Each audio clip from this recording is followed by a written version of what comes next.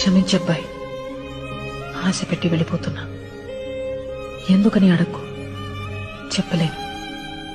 ఎక్కడికి అని కూడా ఆలోచించుకు, తిరిగి రాలేను. ఈ కొద్ది రోజుల మన పరిచయానికి ఏ పేరు పెట్టొద్దు. ఇదొక అందమైన అనుభవం అంతే. ఎప్పుడైనా నేను గుర్తొస్తే మాత్రం చిన్న నవ్వు రావాలి నీకు. నువ్వు నవ్వితే చాలా బాగుంటావు, నాకిష్టం.